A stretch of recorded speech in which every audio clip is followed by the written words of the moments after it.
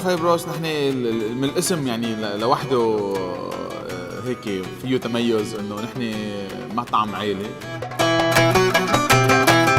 في حضارة أو في كالتشر بالمطعم تبعنا إنه نحن كلياتنا عائلة. بلشنا ب3 شباب من أم وحدة، صرنا هلأ تقريبا حوالي 53 شخص في المطعم من أمهات مختلفة، بس كلياتنا بنشتغل كأنه عائلة يعني.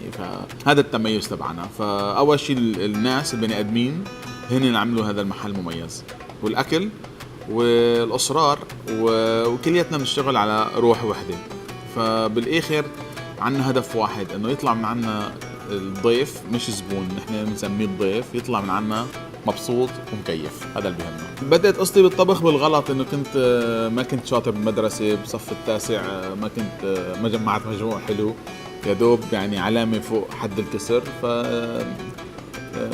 يعني حظي كان حلو صراحة وما بندم أبدا، إنه كان في مدرسة اسمها الفندقية أول مرة بتفتح بعام 1994، فكان بيقبلوا أي مجموع، فدخلت على المدرسة وهي مسيرتي.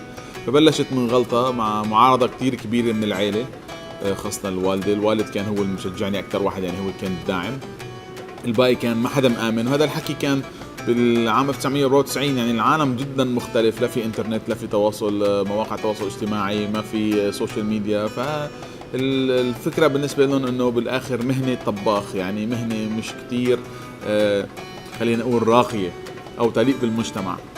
فتحديت الناس كلها واخذت على عاتقي انه افرجيهم مهنة الطباخ مهنة حلوة وفيها فن وفيها رقي. وبلشت بكذا مطعم بسوريا وبأوتيلات بسوريا، نقلت بعدين للكويت، من الكويت لدبي، من دبي للعالمية، من دبي.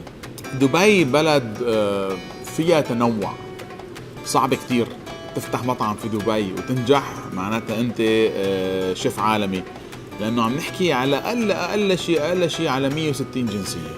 فمعناتها عم نحكي نحن على خلفيات مركبة، يعني كل واحد عنده طعمة لسان مختلفة، كل واحد عنده خلفية مختلفة بالأكل والحضارة تبعته. فأنت كيف تاخد كل هدول العالم تجمعهم بمنطقة أو ببلد واحد اسمه دبي وتكون ناجح؟ فأنت نجحت عالميا، يعني وين ما فتحت، يعني إذا فتحت دبي ونجحت فيك تنجح في كل أنحاء العالم.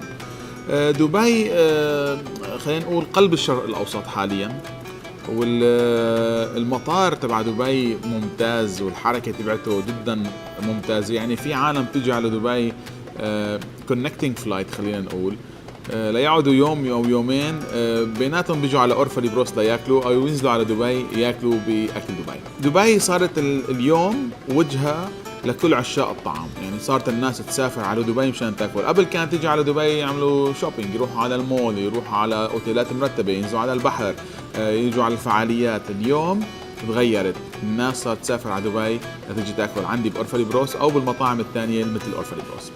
فالحلو في دبي انه الارضية حلوة والناس تستوعب خلينا نقول ابتكارات، وبيحبوا الشيء جديد، ما بيحبوا الشيء الكلاسيكي. فمثل مطعمي نحن بنقدم مطبخ جديد ومطبخ الأورفالي، بنعمل الأكل بنحبه، ما عنا قواعد، القواعد كلها مكسورة. شوف أول قبل ما يجيني خبر بيجينا إيميلات من ميشلان إنه نحن رح نكون ضمن الدليل.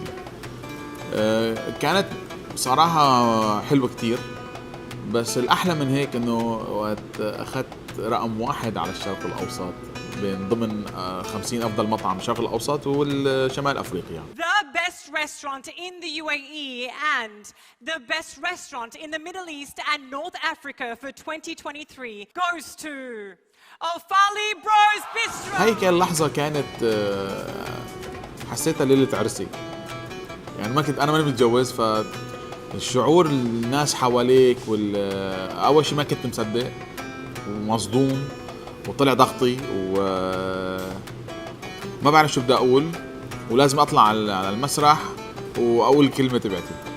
فنوعا ما كنت عم بعيط يعني بصيح على الناس، لأنه كنت من الفرحة اللي أخذها إنه هذا المحل وقت فتحناه ما كنا متوقعين إنه ناخذ جوائز، لا إنه مع ميشلان بيب غورمو ولا مع إنه رقم 1 في الشرق الأوسط. حتى عالميا أخذنا هاي السنة رقم 46، أول مطعم عربي بشيف عربي بدخل على قائمة أفضل 50 مطعم في العالم.